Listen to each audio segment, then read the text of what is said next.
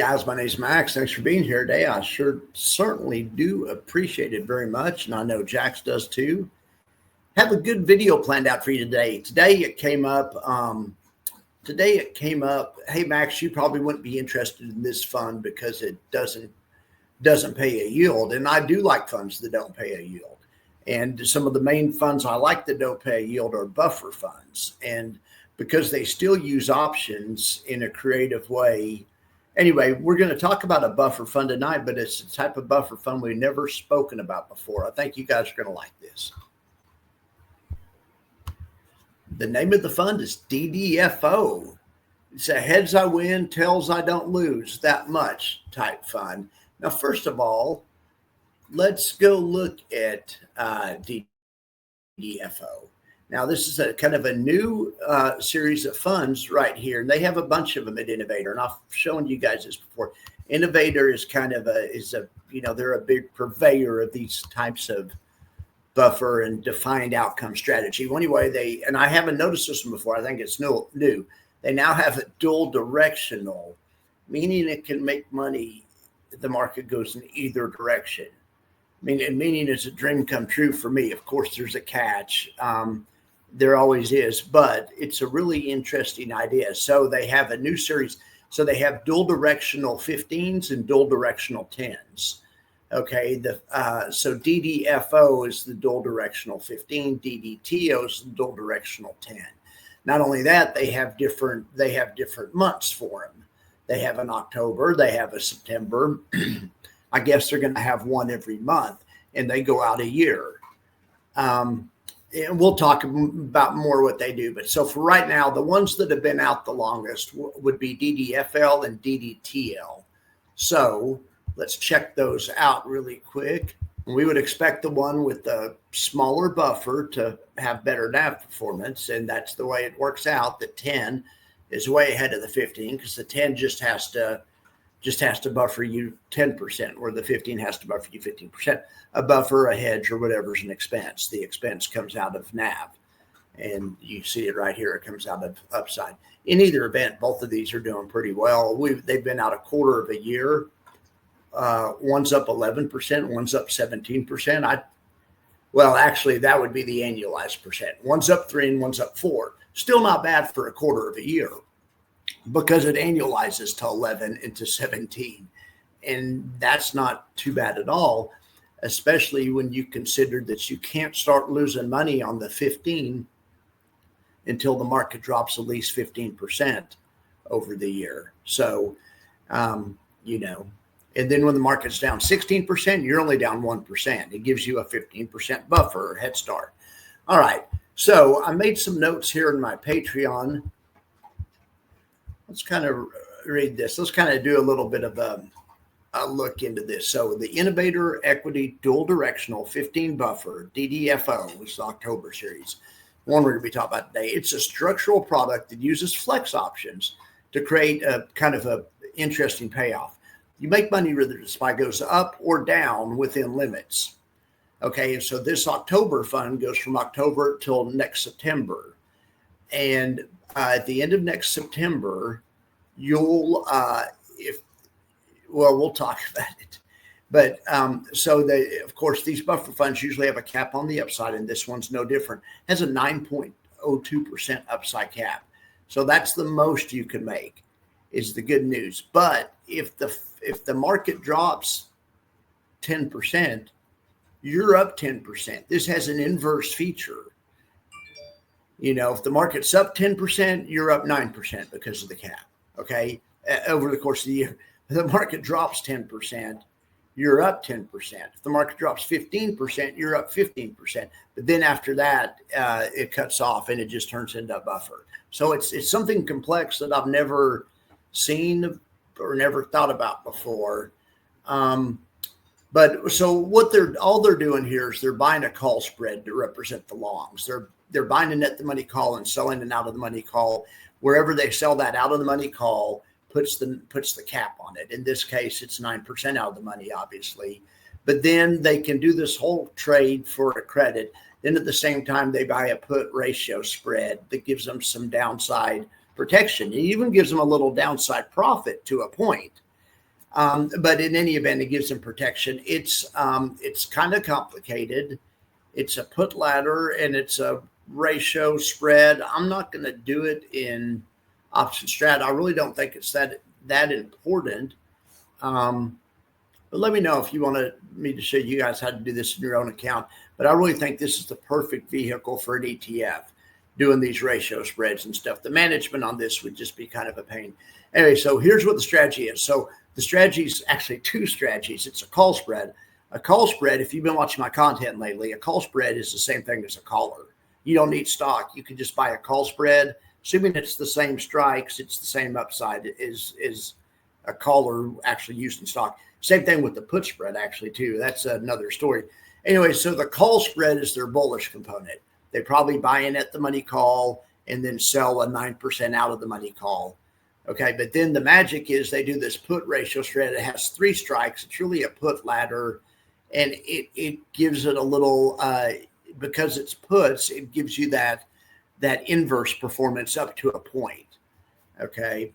And the key insight is that they're long more puts than they're short, especially at the higher strike. And that creates a profit as the SPY falls to a threshold, and the threshold is 15%. So anyway, how each component works, the call spread, I kind of talked about that. Long call slightly out of the money, short call creates the cap, put ratio spread. So on the payoff, if the SPY's up 10%, we already kind of went through this. Your call spread, or a call to caller, whatever, it's call spread, maximizes profit. It's up 9.2 or whatever its thing is.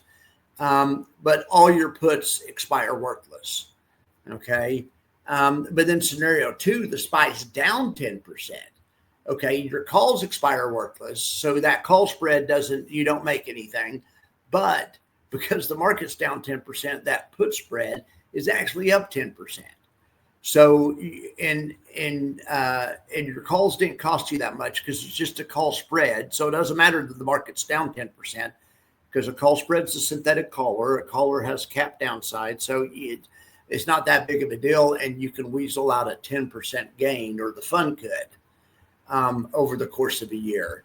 So let's say if the SPY's down 15%, you make 15%. The fund's up 15%. Now, if the SPY is down 16%, here's kind of where the catch is. One of the catches, SPY's down 16%, then you don't get the bonus money. You aren't up 15%. You go from being up 15% to being down 1%. You still get your 15% buffer or head start. But once you go past the threshold, which is 15%, it just turns. So let's say the market's down 20%. Well, you're down 5%, which is still pretty good. But if a few days before the market was only down 15, you would really want the market to close right at down 15. This is a great definition of path dependency. These trades go out a year, and then at the end of the year, they'll just reinitiate it. But for you to be guaranteed these results, you have to hold it till the last day in September of next year.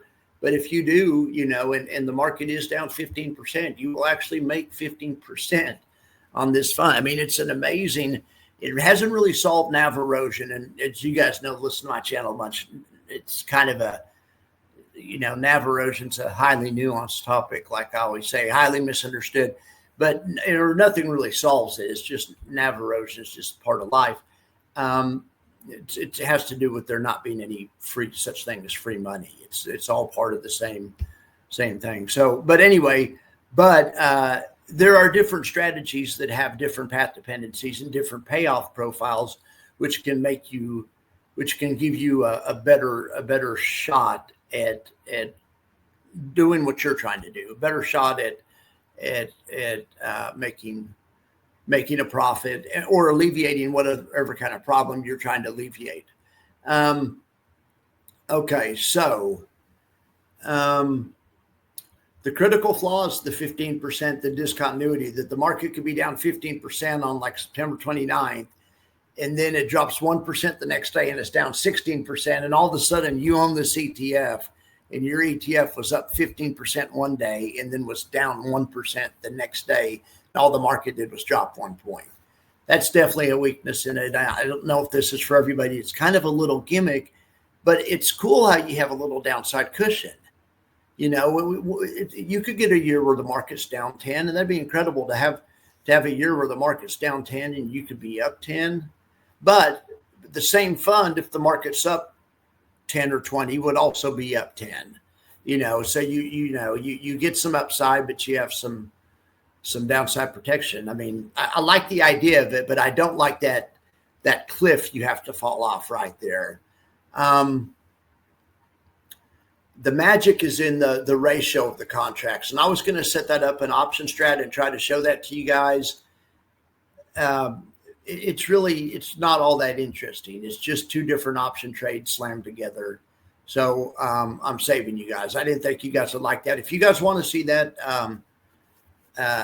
shoot me a text. But basically, they're just trying to show you also the whole thing is you put on for neutral. And that's the reason it works.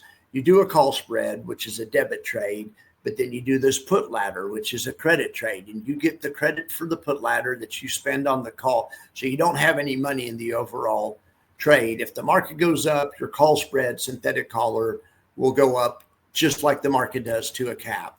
And that one does its job to 9% if the market goes up, because the trade didn't cost you anything net. If the market goes down, you can make money to a point with your put ladders, because you're long the 617 puts. You're long the ones that are closest to in the money, and you're long more of those. You're long 2,900 of those, but then you're short ones that are 15% away. But you're short a few less of them, and that's how you get the little bonus. But because you do this thing for a net even, you can do it where it's a coin toss. The market goes up, you're going to make 9% or however much the market goes up, or 9%, whichever's less. So, market goes up 30%, you're going to make 9%. Okay, well, that happens in that one. Market goes up 5%, you're going to make 5%. Market goes up 8%, you're going to make 8%. Market goes up 9%, you're going to make 9%. Market goes up 10%, you're going to make 9%. Okay, that's that side.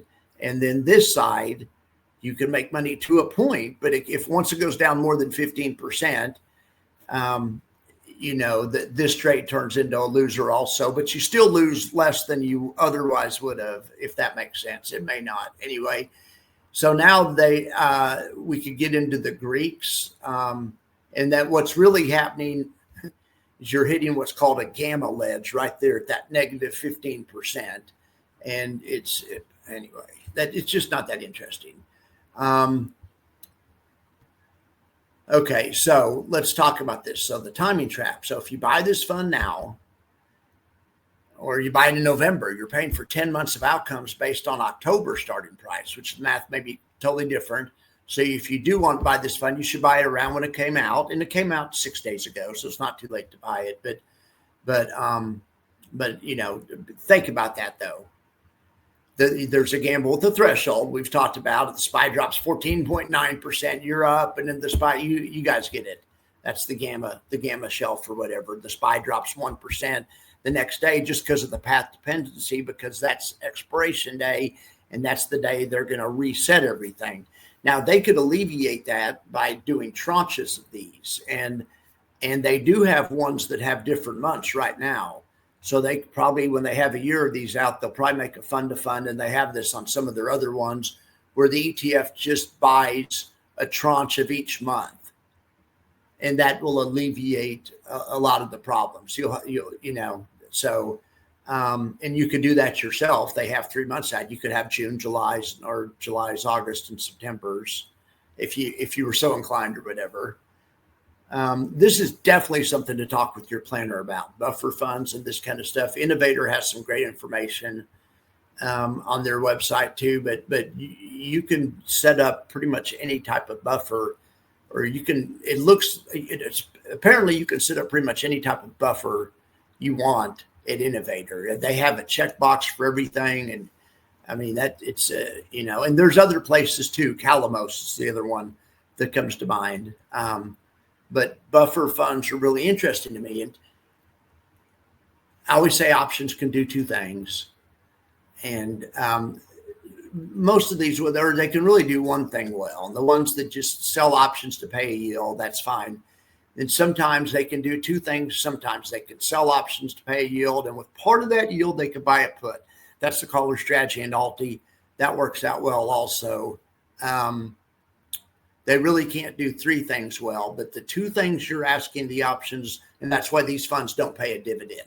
There'd be no money left over. But instead of paying a dividend, what these guys do is these guys use the magic of options to lock out some of the downside and to give you that little inverse downside performance. And so you aren't taking a yield, but you have that little bit of downside cushion. You have the 15% cushion, and you have the chance at the upside on the downside, if that makes sense. All right, who should actually use these? Maybe if you believe the SPY will stay within a range, you could commit to exactly 12 months. You don't want to worry about an early exit. I mean, I don't really know who these are for.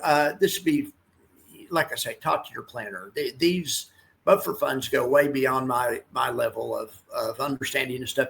But this comes into, retirement planning and stuff. You have to have somebody look at what you have and what your future expenses look like and see what makes sense for you. And of course, it definitely works if you don't think the SPY will crater more than 15%. But even if you don't know, you're somebody like me that says, I don't know what the SPY is going to do. I mean, that is the case for the buffer fund. No matter what the SPY does, you're 15% better. So in 2022, I think the SPY closed the year down 12% or something. It was down 25%. I think it closed down 10, 12%, something like that. I think it nice have been to have one of these back then, even if it wasn't the inverse one, even if it was just the one that gave you the 15% head start, that would have worked out really nice too. Head starts work nice too. Let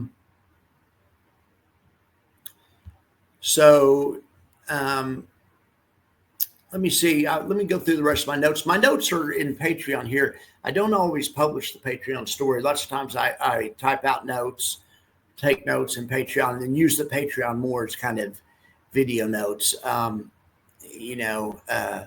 lots of times I'll also publish the Patreon notes just in case you're interested. But sometimes the notes go into more than I really want to go into.